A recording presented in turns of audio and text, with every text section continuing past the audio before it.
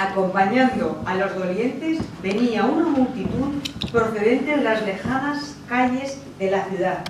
Pastores protestantes pronunciaron tiernas palabras de reconocimiento, coronas y flores y ramos de flores con negras cintas con el nombre de las personas, instituciones y asociaciones que querían unirse al dolor de familiares y amigos. Desde el cementerio donde fueron enterrados dos presidentes de la República, Salmerón todavía no, puede apreciarse la imponente Sierra del Guadarrama. Miss Alice Gordon Gulick acaba de ser enterrada en Madrid, a pesar de que había fallecido en Londres un mes antes, el 14 de septiembre de 1903. Estas palabras las escribe en las memorias Elizabeth Putnam Gordon, hermana de Alice Gordon Gulick. Que Madrid, la ciudad de Madrid, se vuelque con una protestante y además ella había muerto en Londres y quiso ser enterrada en Madrid. Y además sus familiares, amigos y todos los compañeros de su proyecto y compañeras de su proyecto quisieron que ella descansara en paz en el cementerio de Madrid, en el cementerio civil, evidentemente. Pues bueno, yo os voy a dar unas pinceladas de por qué Alice Gordon Gulick se merece este entierro y se le hace un homenaje tal. Bueno, ella había, el marido, Guillermo Gulick, como ya sabéis que la tradición anglosajona toma el apellido de los maridos, ¿no? Las españolas conservamos nuestros apellidos de soltera. Bueno, pues había publicado esta esquela en el periódico. Bueno, pues Alice Gordon Gulick había nacido en Boston en 1847 y había muerto en Londres en 1903. Aquí la tenemos de jovencita, cuando estaba estudiando. Aquí ya con uno de sus hijos. Alice Gordon Gulick tuvo 7 hijos y perdió 5. La verdad es que el índice de mortalidad de los niños era altísimo, ¿no? Pero a pesar de esa tragedia familiar que ella sufrió, desde luego ella se entregó a la causa, cuidó de sus hijos, se los llevó con ella cuando hizo falta, o los cuidó el marido, que también está bien que hagan los cónyuges esas cosas y los papás. Entonces, bueno, viajó muchísimo, atravesó el Atlántico no sé cuántas veces, y esta es Alice Gordon Gulick, pues poco antes de fallecer, ¿vale? ¿Por qué le pilla en Londres si ya su vida la tenía en Madrid? Pues sencillamente ella había ido a los Estados Unidos a recaudar fondos para su proyecto. Ya se encontraba débil, tenía 50 y tantos años, no se encontraba muy bien.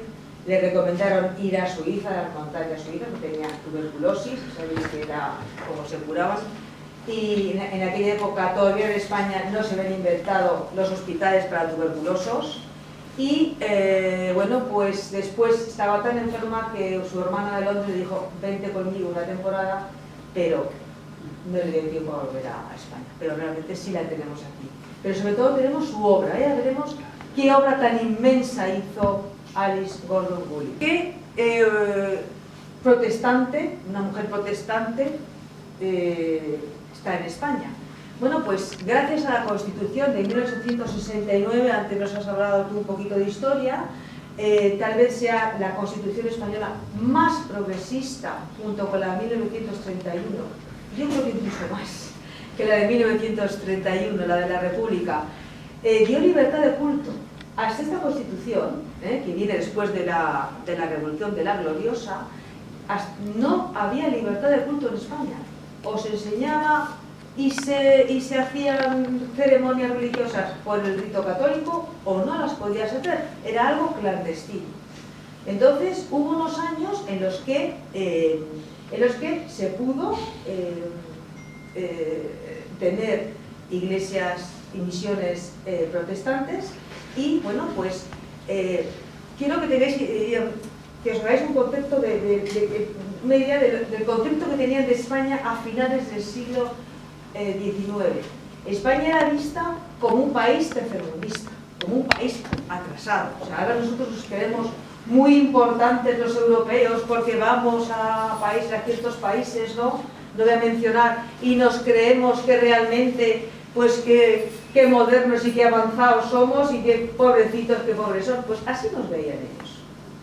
Una de las amigas de Alice Gordon Woollich tiene escrito un maravilloso libro de viajes, luego hablaré de ella, y cuenta pues lo que ve, y lo mismo Alice, el estado de penuria de muchas escuelas.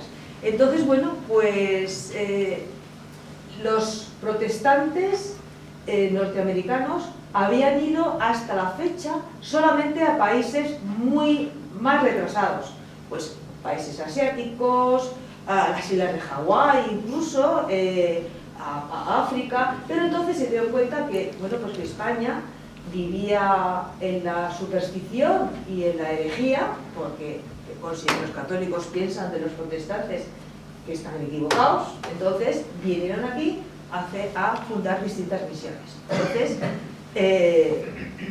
las misiones protestantes siempre conllevan una escuela para niños y niñas. Entonces, en la costa este norteamericana, para no extenderme mucho, no he preparado ningún mapa, pero quiero que penséis en lo que se llama Nueva Inglaterra, toda la costa este. Bueno, pues hay esos estados, sobre todo Massachusetts, que está muy cerquita del estado de Nueva York. Hay una ciudad que es Boston, que es una ciudad maravillosa, con un nivel intelectual en el siglo XIX y del XX, pues donde está Harvard, la famosa Harvard, pues está ahí en Boston, ¿no? Entonces, bueno, pues ahí existe el primer college, el primer centro universitario para mujeres, en los años 30 del siglo XIX. En España, la mujer no tuvo acceso a la educación hasta 1910. Hasta 1910. Las mujeres tenían que pedirlas cuando se a la clase y tal, y de repente en el año 1882, dice, bueno, aquí hay mucha tía, aquí en las aulas. Hicieron un estudio y se encontraron que en toda España había 70 mujeres en la universidad. Esto hay que pararlo. Esto hay que pararlo. Entonces hubo una ley prohibiendo la entrada de las mujeres a la universidad. Matrimonio Woollich se casa en 1871, coge de luna de miel, se coge su barquito, se van, vienen a España pasando por Liverpool porque no había línea directa, y aterrizan en Santander. Esto es Santander en el siglo XIX, ¿vale?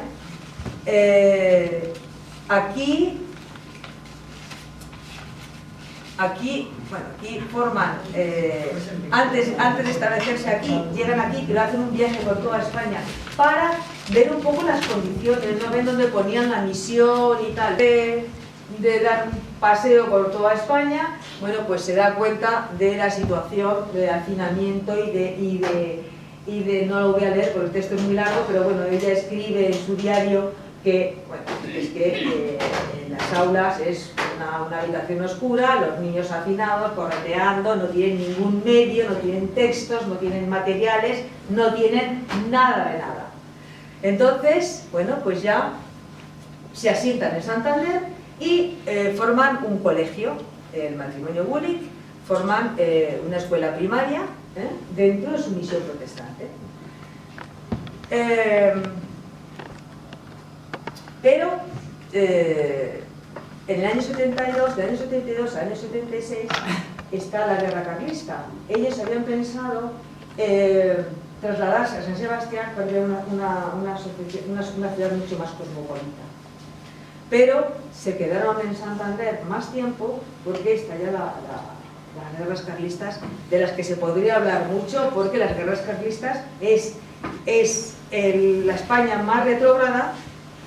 No es porque defendían al hermano de de Fernando contra la hija de Fernando, Isabel II, sino era la España de Dios, patria y rey, contra los liberales. O sea, que eso lo tenemos que tener presente. Entonces, bueno, pues forman el primer colegio de niñas, que se llama Instituto Internacional, ¿vale? Y hacen un internado en su propia casa. Meten varias niñas en su casa como si fuera una pensión. Tenemos que tener en cuenta, lo habéis visto en Harry Potter, cómo son las universidades anglosajonas, porque en Estados Unidos es igual. Normalmente los estudiantes viven en las universidades, en los colleges, ¿no? Entonces, en esas universidades conviven con los profesores, para que os hagáis un poco de idea. Entonces, normalmente los estudiantes universitarios viven en internados, ¿vale? En España no existía esa figura, ni para hombres ni para mujeres, ¿de acuerdo? Entonces, forman su primer internado en el casco antiguo de Santander. Y ya Alice necesita recaudar más fondos, no se satisface no se conforma con unas pocas niñas en su casa, dice, tengo que recaudar fondos. Se va a Estados Unidos a recaudar fondos. Y se lanza a la tribuna pública en 1880. Os he puesto el síndrome de la impostora, no tengo tiempo de hablaros de esto. Pero es muy importante, y está mal que yo lo diga, porque aquí con toda la gente estoy hablando en público, ¿no? Y creo que no soy impostora, no me siento impostora. Pero que en el siglo XIX esta es la imagen que se daba de las mujeres que hablaban en público. Que eran unas locas, feas, las sufragistas, unas locas que vocean, no saben hablar, gritar, que no saben lo que dicen, que están locas. Esa era la imagen que se tenía de la mujer que hablaba en público. Porque luego lo veremos con Carmen de Burgos, la imagen que predominaba en el mundo occidental y en otros países también, era el ángel del hogar, la mujer callada, discreta, en su casa, encerrada en su casa. Fijaros la diferencia que hay entre el término hombre público, famoso, conocido, y mujer pública. Ahí lo tenemos, el lenguaje se delata él solito, ¿vale? Bueno, pues ya forma su Instituto Internacional en San Sebastián, y ahí, este es un sitio muy importante porque, bueno, recibe la visita de Elizabeth Lee Bates, que es la que recorrió toda España escribiendo reportajes para un periódico neoyorquino, y bueno, pues ella lo llamaron el Boston Marriage, el matrimonio bostoniano, porque vivía libremente con su pareja, que era una mujer. También recibió la visita de Jane Addams, que es la creadora del trabajo social, que ahora lo tenemos muy naturalizado, pero hasta que a ella se le ocurrió que había que crear una profesión que era para ayudar, no se le ocurrió a nadie. En Estados Unidos la consideraban una de las mujeres más peligrosas del país hasta que le dieron el premio Nobel. El premio Nobel de la Paz. Y este es Gumersindo de Azcárate, que tiene el mérito de ser marido de Emily Inerarity. Pues Emily Inerarity, y es muy importante, yo siempre hablo del capital social. Alice Gordon Gulick tuvo la suerte de encontrarse con su antigua compañera del Mount Holyoke, que era el colegio universitario donde ella estudió, de Boston, encontrársela en San Sebastián. Emily era la primera mujer de Azcárate, tuvo otra después, pero bueno, la primera. Y Azcárate fue el que introdujo al matrimonio Gulick, y sobre todo a ella, en la vida social española. Es una relación social muy importante que va a durar toda su vida. Y luego veremos... bueno, ¿qué pasa con estas mujeres? Bueno, pues claro, ella podía tener su internado, podía formar mujeres para la universidad, pero como las mujeres no podían ir a la universidad, sí les dejaban examinarse libres. Bien. Entonces ella se presenta a la Universidad Central de Madrid y ahí la recibe Salmerón.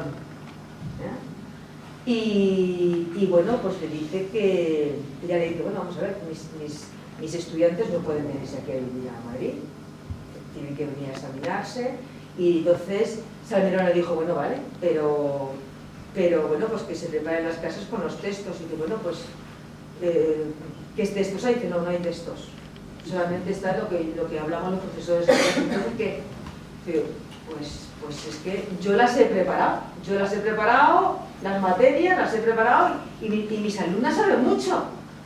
Entonces le pidieron que se fuera y se reunió el tribunal, estaba Moraita, estaba Azcárate y Salmerón. Azcárate,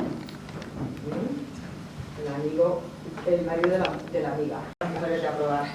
Y entonces, bueno, pues efectivamente las examinan, les ponen la mejor nota de esa promoción y, claro, cuando les preguntaron a las chicas después de tener esas notas tan buenas, y a otras que nos ha preparado, Alice Gordon Gulick, una mujer, eso es imposible, eso es imposible. Bueno, pues las primeras licenciadas en España en Filosofía y Letras fueron Esther Alonso y Juliana de Campo, que fue en el año 97, y luego en Farmacia fue Marina Rodríguez. A las mujeres sí se les dejaba que se examinaran y estudiaran Filosofía y Letras porque, bueno, eso no valía para nada. Como título, como enseñanza de adorno para colgar el diploma, vale. Y Farmacia también se les consentía porque siempre pueden montar el despacho de farmacia y detrás su casa y podían atender la casa mientras que están con el despacho de farmacia, ¿vale? Esa era la mentalidad. Bueno, está ya la guerra hispano-norteamericana en Cuba, que es así. Entonces se tienen que exiliar a Biarritz. Eso era Biarritz en el siglo XIX, ahora está mucho más chulo. Además les acusaron de espías porque decían que en ese colegio había mapas. Y a ver para qué quieren mapas. Estos protestantes, ¿no? Entonces, bueno. Entonces, ella aprovechó, dijo, bueno, le dijo al marido, tú te quedas aquí, que yo me vuelvo a Estados Unidos a recaudar más fondos, porque la guerra se tiene que acabar, tenemos que volver a España a ver qué pasa. Y además de recaudar fondos, ella se volcó, porque además como era bilingüe, se volcó con los prisioneros españoles de la guerra de Cuba, que eso se habían llevado a Estados Unidos. Le sirvió de intérprete, hizo movilizaciones en el país para recaudar fondos para los prisioneros españoles. Fijaos, de manera que luego cuando volvió, pues le recibieron bien. Entonces dijeron, bueno, pues ya es el momento, en 1903, después de que se asentaron las cosas, ¿no?, de la guerra hispano-norteamericana, es el momento de volver a Madrid, o sea, de volver a España, y le dijo Gumersindo, vamos a ver, iros a Madrid, que allí es donde hay más por venir, donde hay más vida universitaria, donde hay más todo. Y además, a las afueras de Madrid hay algunos hotelitos, hay algunas casas y tal, con jardín, que antes que la institución libre de enseñanza, lo siento muchísimo. Lo siento muchísimo.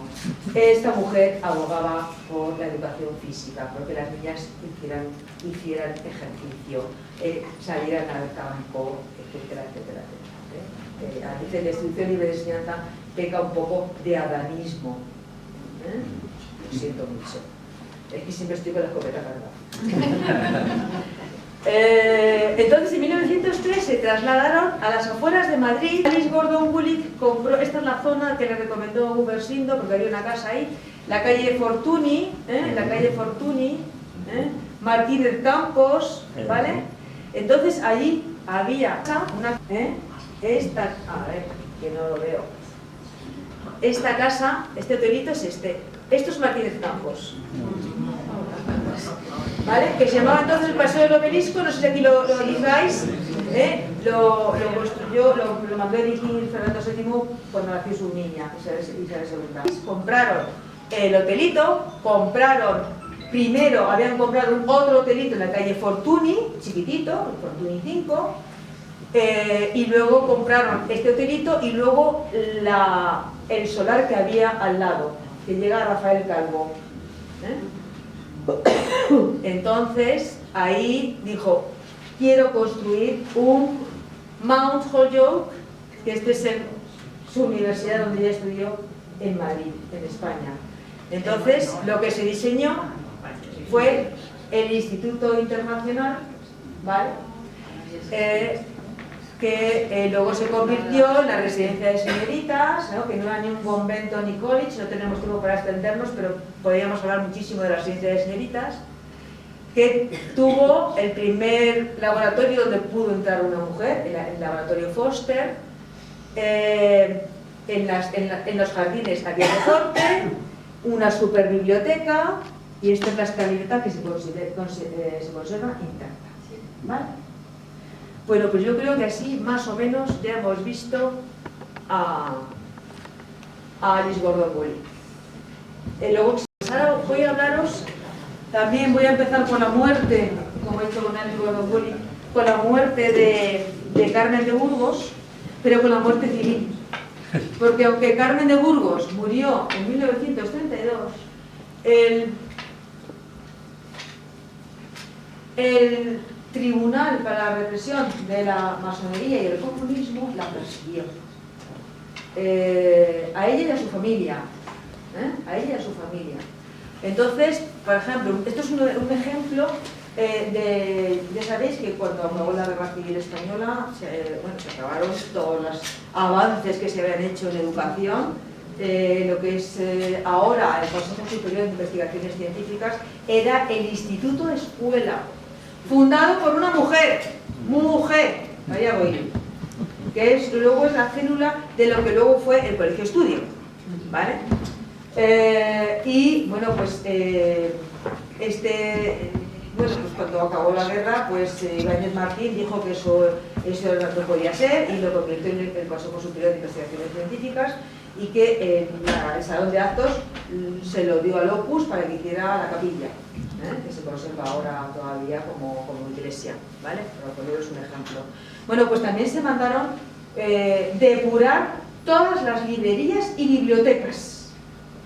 Entonces, si un librero o un bibliotecario escondía, o un librero le pillaban con un libro del índice, elaboró un índice, el franquismo elaboró un índice igual que lo hizo la Inquisición en su día.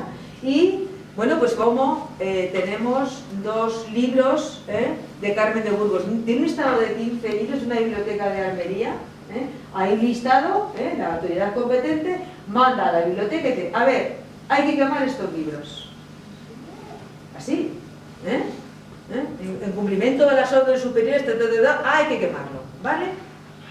Entonces, este es el emblema del Tribunal Especial para la Represión de la Masonería y el Comunismo. Y luego ya el jefe del archivo y biblioteca, con el visto bueno del señor alcalde presidente del excelentísimo Ayuntamiento de Almería, dice que efectivamente ha dado cumplimiento al ordenado y que ha quemado los libros pornográficos y sectarios. En los libros no había fotografías de desnudos. No había fotografías de desnudos. Ni desnudas. Ni desnudas. Ni de desnudas, ¿no? Ni de desnudos ni de desnudas. Y bueno, como anécdota, aunque sea hablar de un hombre, ya sabéis que el mayor productor de cine pornográfico de España era Alfonso XIII. Bueno, entonces, pero Carmen de Burgos, cuando murió, tuvo una velada necrológica en la logia. Ella había fundado la Logia Amor en el año 31.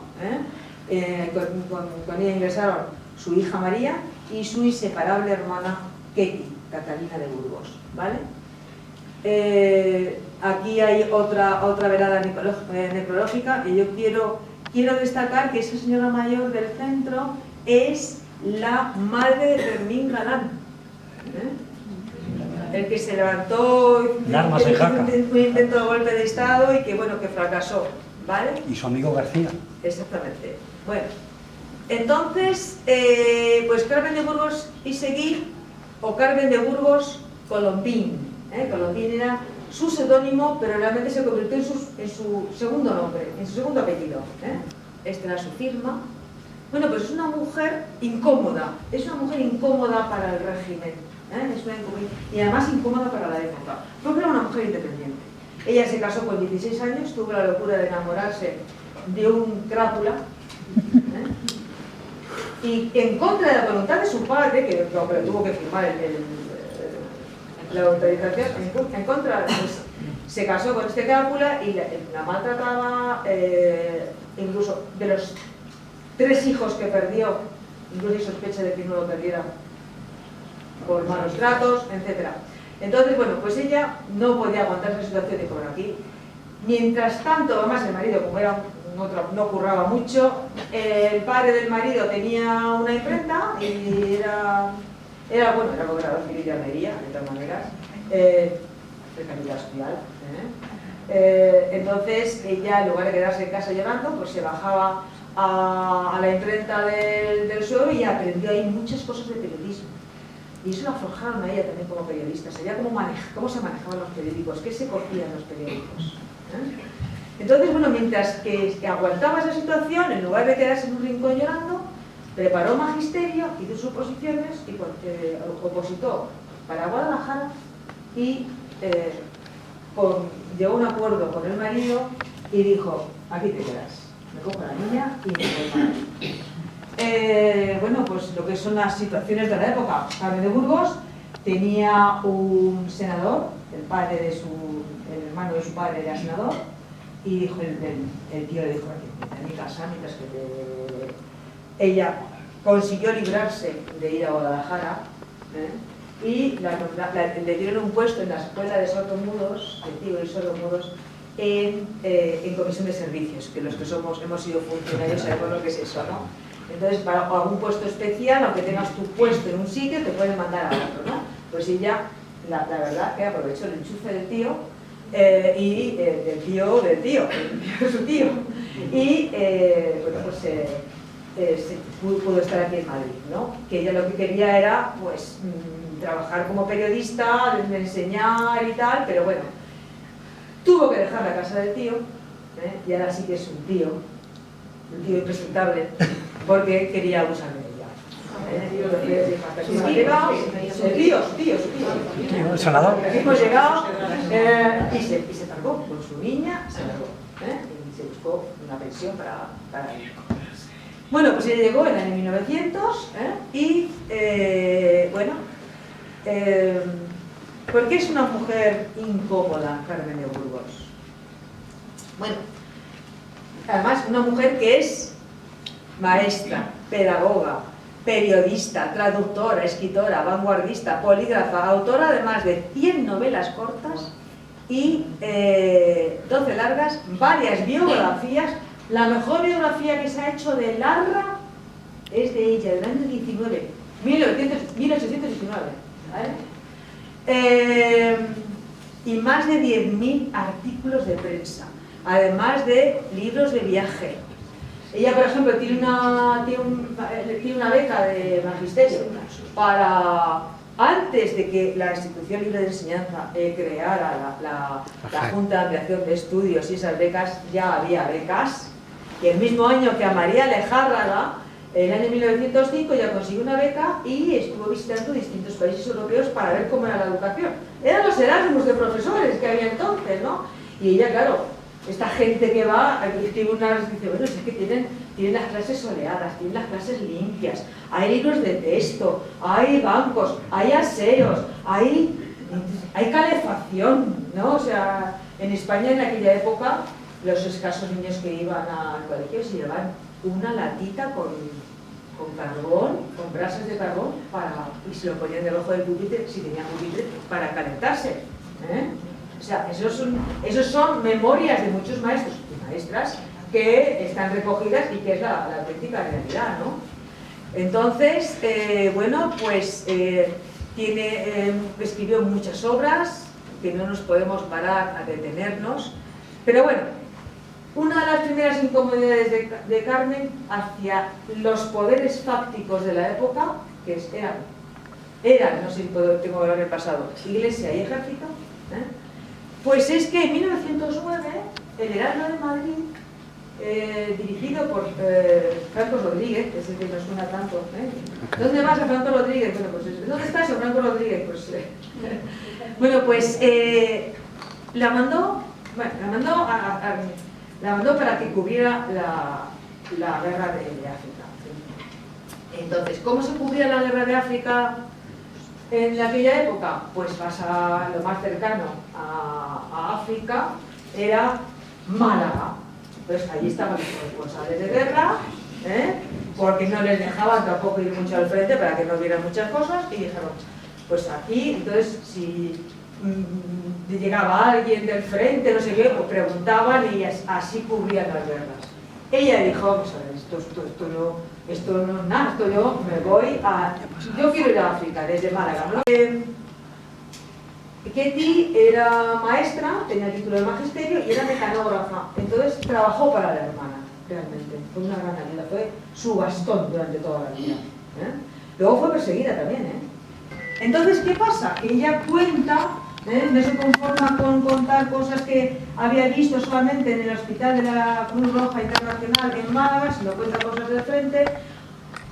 Cuenta también que los soldados le cuentan que ahí falta mucho dinero, que no comen que no les visten, que no les calzan. Eso sonará a Arturo Barea, ¿no? Todos los que han leído la gran obra de Arturo Barea, pues realmente ella lo cuenta, y eso incomoda al ejército, ¿no? Entonces ella vuelve totalmente antibelicista y pacifista. Eso es incómoda, porque el ejército, si os fijáis en los mapas, y aquí tengo un experto, el mayor experto en mapas de Madrid, Antonio García Jañez.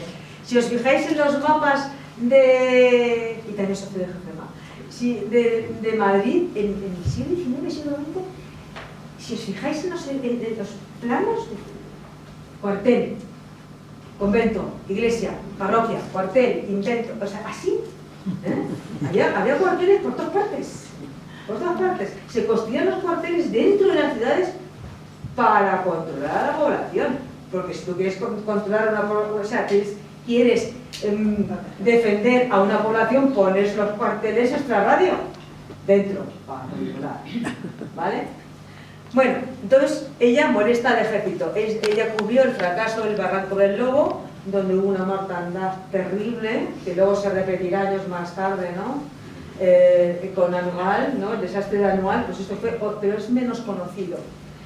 Entonces ella escribió, escribió Guerra en la guerra, una novelita corta, y bueno, pues denuncia toda. Y además escribió bastantes artículos. Bueno, luego vamos a ver un relato. Y también aquí en incómoda otro poder fáctico, que es la Iglesia Católica, porque ella no tuvo ni más ni menos que en el Diario Universal, antes de ser corresponsal de guerra, ella inventó el CIS. Eso ¿no se llama Lezanos el señor ese que hace las entrevistas que no acierta nunca?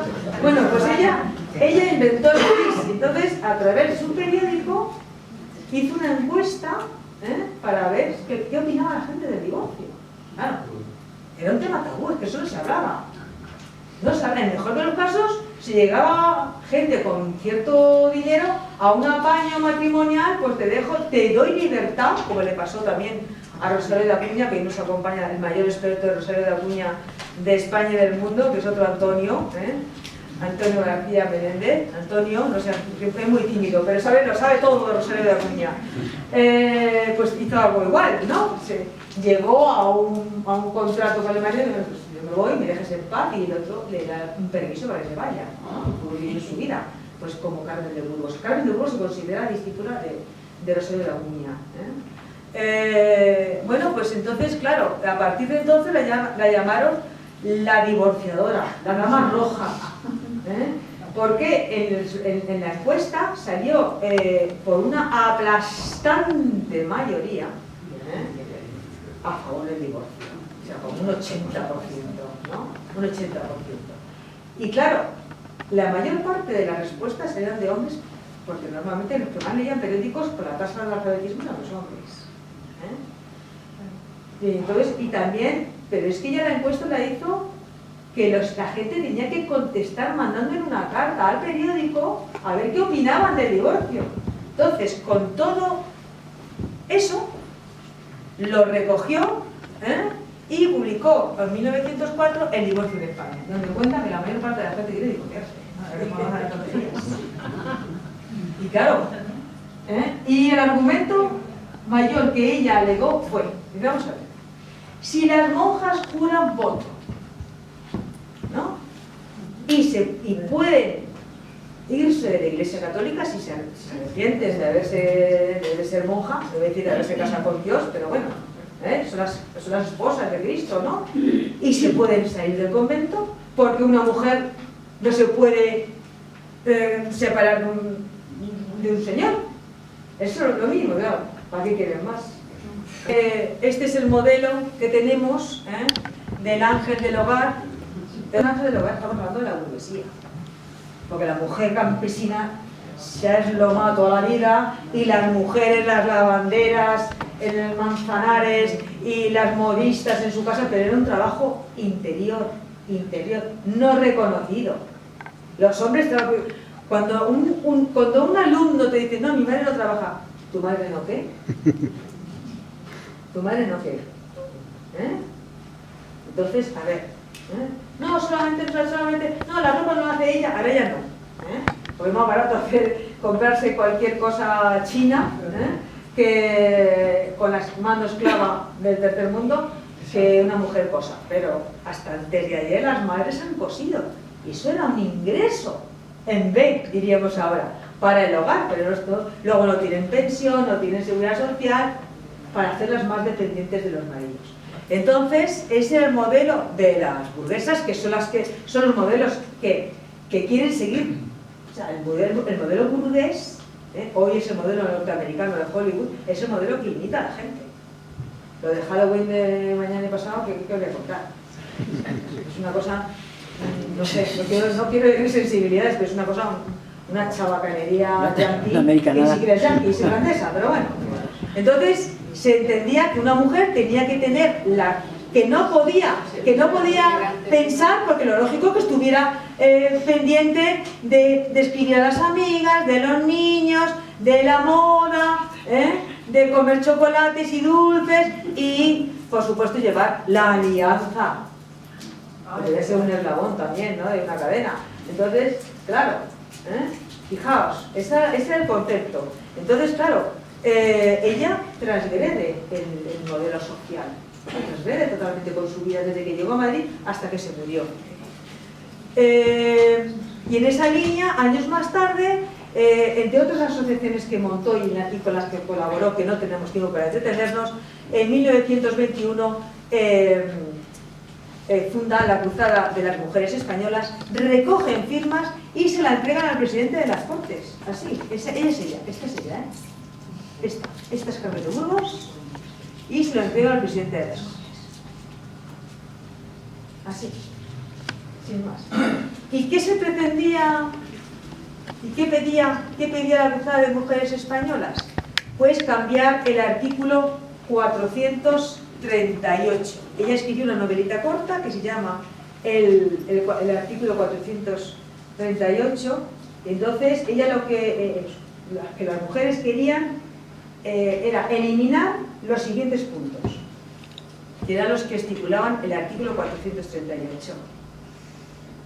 La pérdida de nacionalidad de las españolas casadas con extranjeros, la obligación de obediencia al marido, las restricciones a la libertad de las mujeres casadas en los procesos judiciales y la administración de su propio salario, las que trabajen, a la hora de tomar decisiones acerca de la educación de sus hijos, la desaparición de la clasificación de los hijos como legítimos, ilegítimos y naturales, la equiparación de la pena en caso de adulterio. Hasta entonces se admitía el uxoricidio, es decir, si un hombre era pillado, o sea, si un hombre pilla a la mujer y al amante, puede matarlos a los dos, porque es para restituir su honor. Pero si una mujer era pillada el marido tiene derecho a matarla. Como muchos le castigaban a pena de destierro. Y ella, pena de muerte. O sea que fijaros, sí que no le había matado al marido, o sea que se había quedado indemne. Pedían la investigación de la paternidad. Claro, era difícil, pero muchas veces se sacaba, muchas veces se sacaba. Y la eliminación de la prostitución, fijaros. Todo esto vuelve con el franquismo. Los crímenes de honor estaban a la orden del día.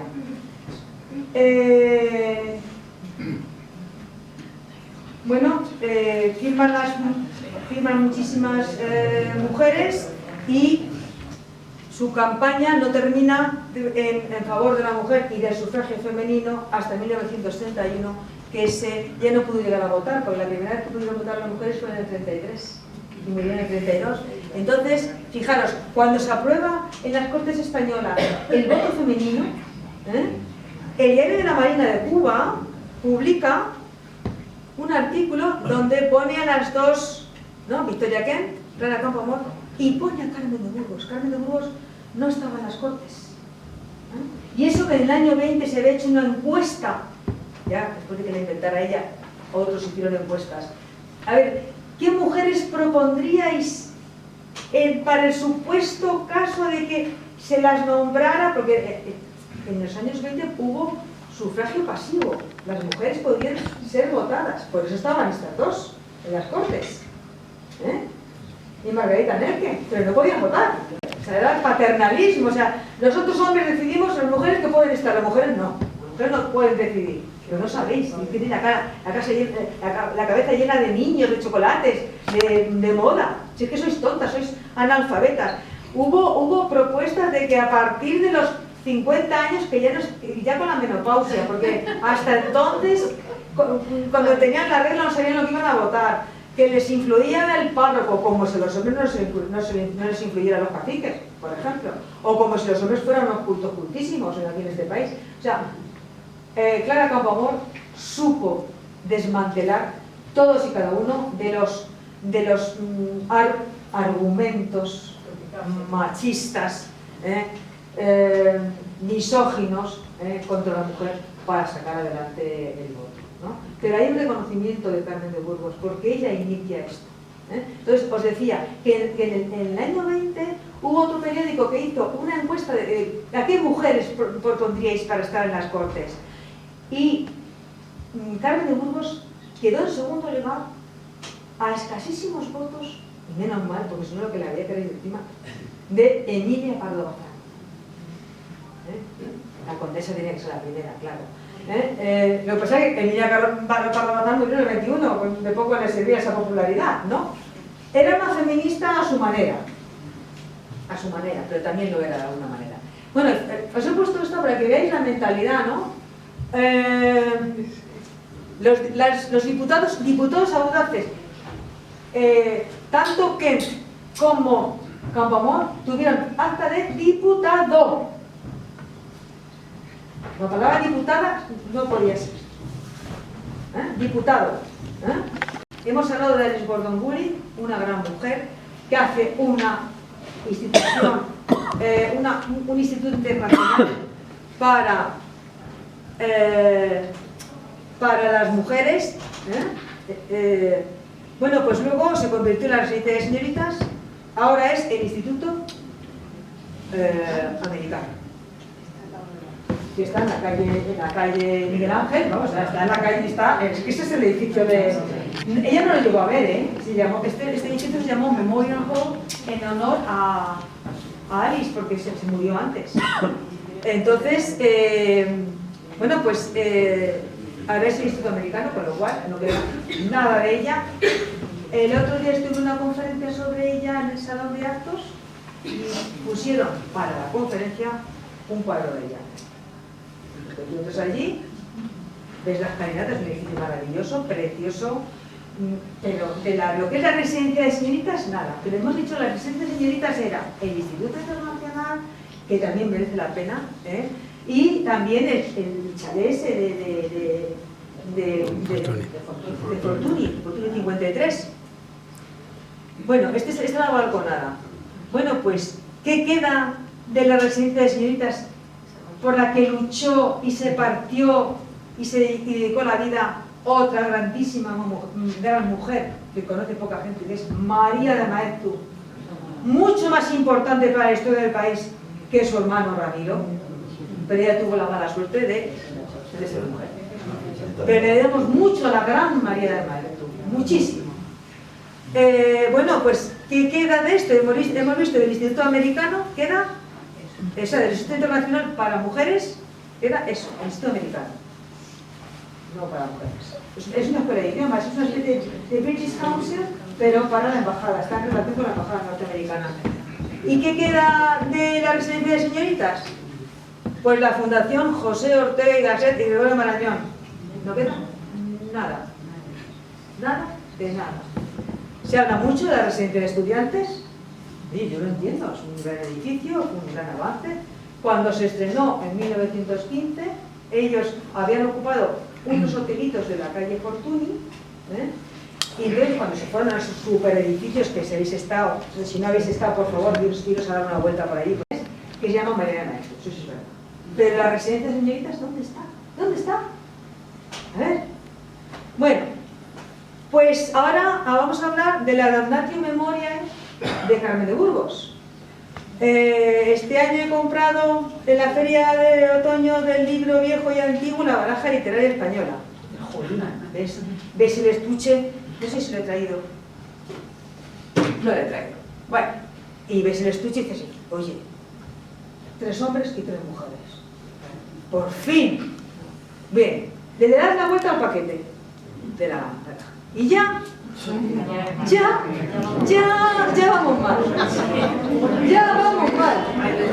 Pero es que luego no se te ocurre nada más que Eulalia sacar las cartas y ponerlas y contar las que hay de hombres y las que hay de mujeres. Y mira tú por dónde. Si es una baraja, solamente hay 13 mujeres y 39 hombres. No está Carmen de Burgos. No está Carmen de Burgos. Pero sí está el Joker este, que es Gómez de la Serna, que era especialmente la Damnatio Memoriae, aunque realmente la remató el franquismo, ya empezó el machismo a cargárselo. Y eso hay que reconocerlo. O la misoginia, o el androcentrismo, a ver, la dominación masculina, no quiero ser muy feminazi. Porque este señor que fue pareja sentimental de Carmen de Burgos, 18 años más joven que ella, sí, se arrimó a ella porque ella, como no podía participar en las tertulias literarias, ella montó su propia tertulia literaria y él se arrimó a la tertulia. Sí, esto fue en 1908 y ella ya había venido en 1908 a Madrid, ¿no? Entonces él, un jovenzuelo, se va allí a relacionarse con los otros escritores, estaba Juan Ramón, por ejemplo, ¿no? Y bueno, pues ella era una mujer importante, con un nombre, con prestigio, le llamaban en todas partes y se arrimó a ella y aprendió mucho de ella hasta que decidieron vivir juntos, con todo el escándalo del mundo, pero él aprendió mucho de ella. Incluso hay quien dice que a ver si agregarías que se investigue más la influencia de Carmen de Burgos en Gómez de la Serna. Bueno, pues este señor tuvo la jeta compartida con la hija de Carmen de Burgos de tener un affair amoroso corto, breve, en el año 29. Eso hirió de muerte a Carmen de Burgos. Porque era su hija. Ella tenía acogida a su hija porque había vuelto en malas condiciones físicas por drogadicción, realmente. Quería ser actriz, entonces ella la enchufa a su amigo, a su compañero, porque no la pones, le das un papelito de actriz y tal aquí en medios seres y tal, no habrá que iba a estrenar. Y bueno, pues se aprovechó de la situación. No estoy diciendo que fue él, que fue ella. Fue una relación que tuvieron ellos.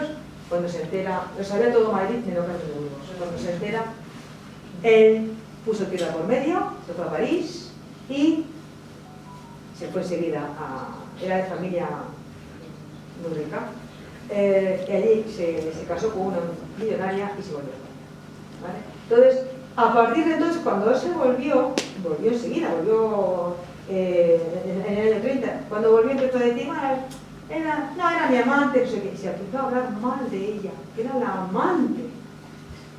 No era una gran escritora, era la amante de Juan Ramón. Entonces,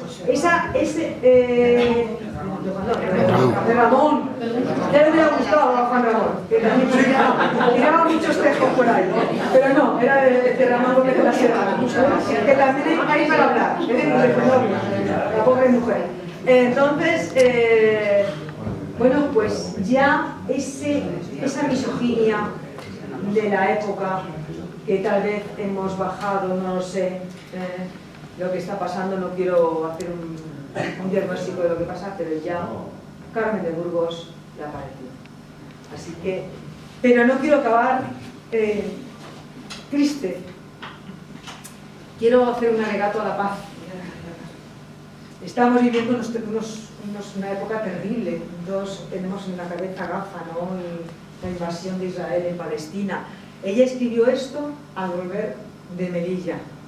Aquello fue horrible. Entre mujeres y niños había más de 1000 almas. Todo el mundo aullaba. Se rodeó el tren, no se le dejaba partir. Hasta las entrañas lloraban mirando lo que pasaba. Una mujer no dice quién, dejó escapar y cayó muerta. Dejó 5 hijos. Se les ha distribuido en los asilos, mas a pesar de todo se han llevado al padre. ¿Y qué falta nos hace? Nos basta con nuestra tierra. Nos hace Melilla, nos basta con nuestra tierra. ¿Y cuánta gente ha muerto y cuánto dinero se ha gastado?